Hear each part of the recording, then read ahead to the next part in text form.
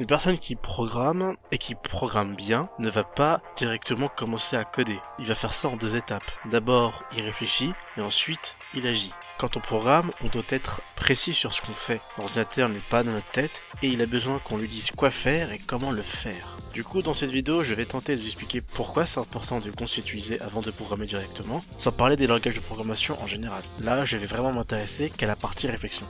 Alors, comment on pense un programme? Quand on programme, en fait, on dit juste la logique à faire pour demander à l'ordinateur d'exécuter quelque chose. Et avant d'en arriver là, la toute première chose à faire, c'est de comprendre la manière de résoudre ce qu'on veut faire.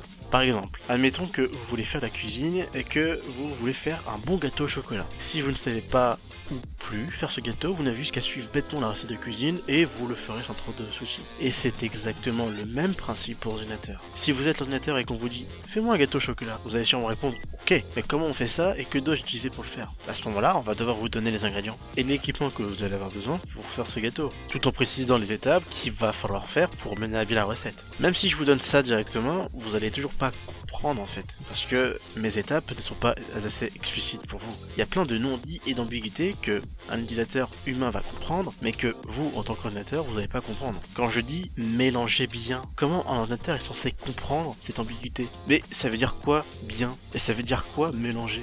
Quand je dis préchauffer votre four, implicitement, ça veut dire l'allumer, puis attendre 5 minutes pour qu'il puisse être préchauffé. Et ça, c'est un non-dit que l'utilisateur humain comprend, mais pas l'ordinateur. Du coup, pour que cette recette puisse être comprise par l'ordinateur, il faut juste expliciter les non-dits et les cas implicites. En fait, ce que j'essaie de dire, c'est que quand on code, on doit tout expliciter, même si ça peut paraître acquis pour vous. Là, par exemple, j'ai expliqué la phrase « préchauffer votre four » en décrivant les étapes à faire pour préchauffer un four. Vous pouvez mettre pause pour voir ce que j'ai fait si jamais vous avez une envie incroyable de lire. Après, il existe des techniques pour concevoir un programme et ça se fait par un langage de modélisation. Ce n'est pas du code, mais des diagrammes qui permettent de représenter le problème qu'on souhaite coder sous forme de plusieurs graphiques. Ça permet de représenter chaque élément du problème ainsi que leur lien entre eux.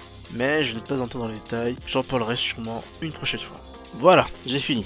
Je reviendrai plus en détail sur ce que j'ai dit dans de futures vidéos, c'est qu'une introduction. D'ici là, je vous dis portez-vous bien, à plus.